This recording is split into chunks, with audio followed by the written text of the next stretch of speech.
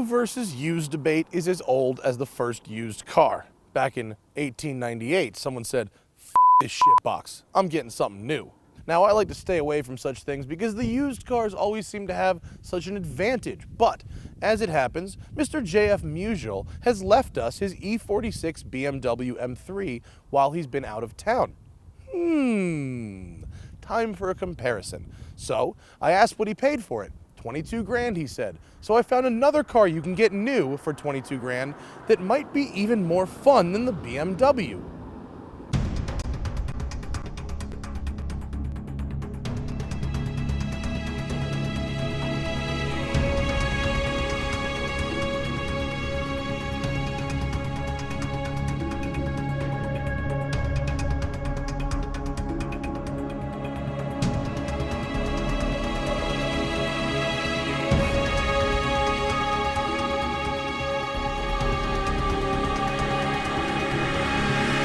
Matt, I have $25,000 to spend. Is there any reason I shouldn't buy an E46 BMW M3?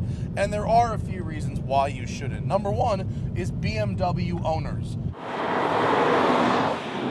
You know those people. I know those people. We've seen those people. Do you really want to buy their problem? Fortunately, JF Musial has scored a lovely little E46. He's got this 2003 model, 74,000 miles, CSL wheels, Stop Tech brakes, coilover kit, and square stance Michelin Pilot Super Sport tires with quite a bit of camber on the front. That camber makes this turn in here really delicious, especially when it loads up. That's where your camber's working for you.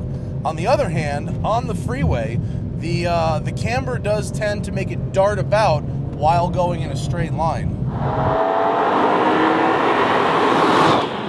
Under the hood, we've got the S54 3.2-liter inline-six individual throttle bodies.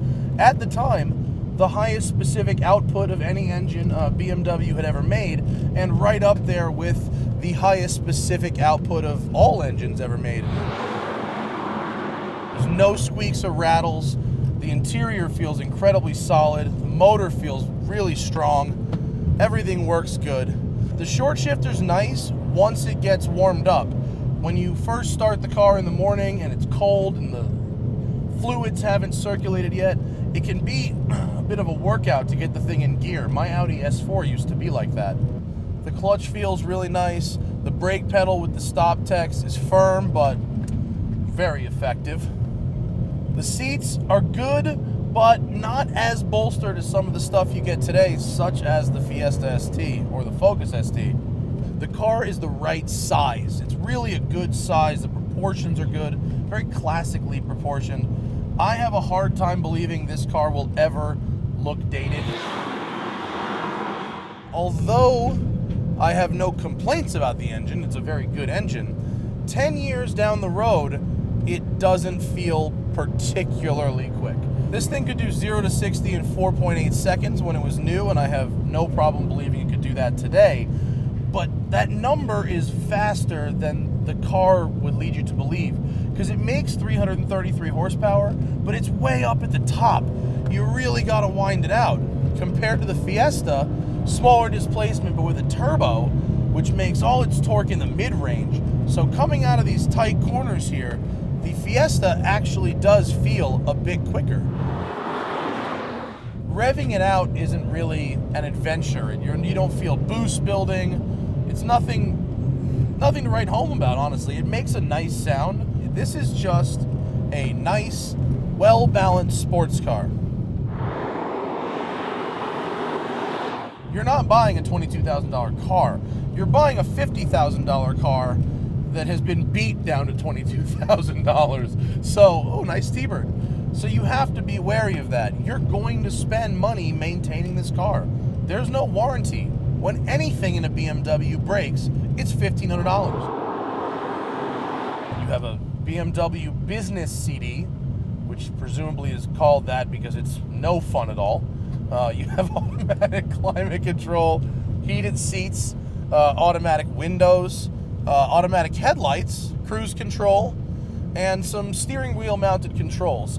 You open the door and start it with a key, and everything else in here is fairly analog. These gauges will never go out of style, but there's not much to see here. No nav, no iPod connectivity, no phone, no special wow me gadgets. Just a really nice steering wheel, really nice shifter, some really nice pedals, a sweet sounding inline six. So it is a good car, but like any used car, it really does depend on the individual car. This E46 is really nice. Is the one you're gonna buy really nice? I don't know. There's two kinds of people who own this car. There are drivers who spend a lot of time on the racetrack, and there's utter D-bags. I know quite a few of both. JF and a couple other of my friends that are racing drivers and have these things, it works with them. The D-bags, it works with them too. You just got to be careful which one of them you're buying the car from.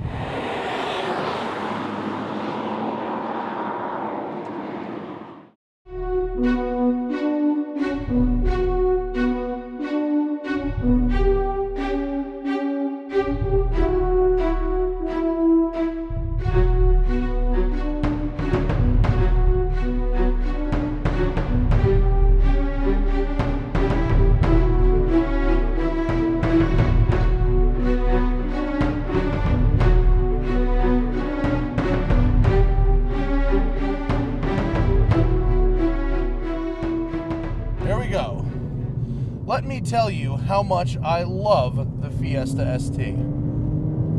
I loved the Focus ST too, and I didn't think anything was wrong with that until I drove this. This thing makes 197 horsepower, but only weighs 2,700 pounds. And it's on a short wheelbase and 17-inch wheels, and it has unbelievably direct steering, amazing brakes, great Recaro seats. Look at this, and here's the turn in.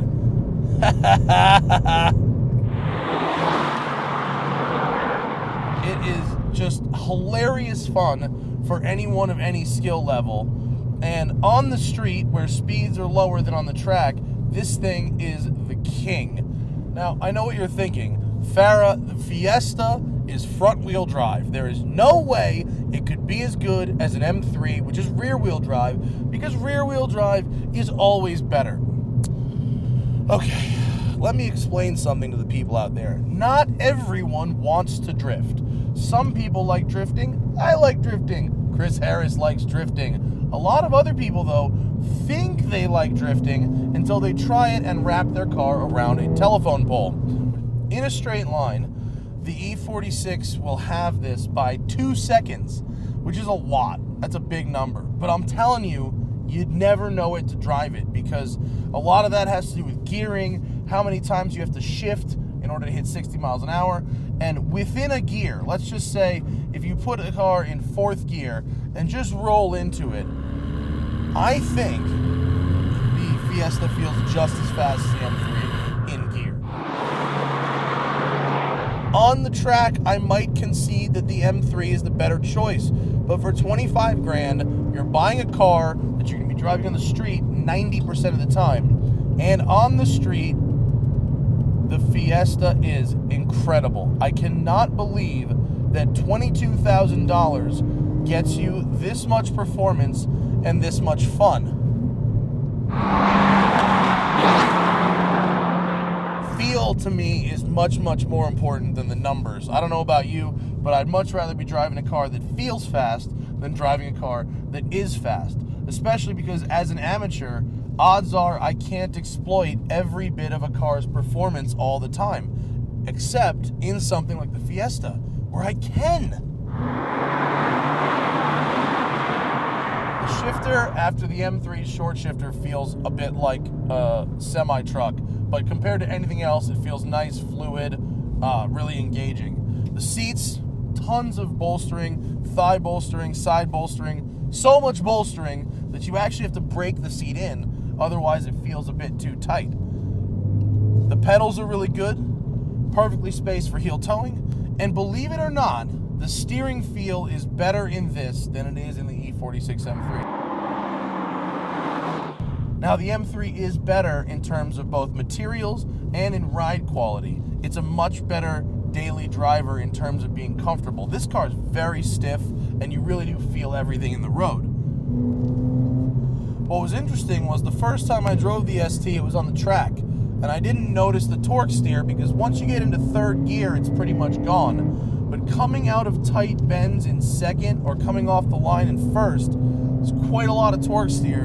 You do have to fight it a bit. It is kind of an adventure, but I don't really mind it. This car's like perfectly manic. Like it's just a little bit too much, but the perfect amount of a little bit too much. And I don't really care what the numbers say. This thing feels fast. No one ever gets in this car and thinks it's not fast. This is a fast car. It's really unbelievably good. As we've learned today, $25,000 goes a real long way when buying a car. Whether you decide to choose new or used is up to you. Me, I would say that if I was going to keep the car for less than 5 years and I was going to lease it, or I needed the back seat for any reason, I would go Fiesta ST all the way. If it was a car that it was going to be more of a weekender, special occasion, road trip car that I was going to keep for 10 years or more, the M3 has sort of a lasting quality to it that you don't really get with the Ford, even though the Ford is a little more fun in the short term. Two badass cars. Well done, JF. We're going to buy Thad one of those, so we'll have it at the house. I'm Matt Farah. See you next time on The Smoking Tire.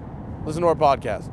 Follow us on Twitter and Facebook and Instagram, especially Instagram because I post dope pictures. Send us money. Send us money for t-shirts. There's an MR2, first gen. We out, son.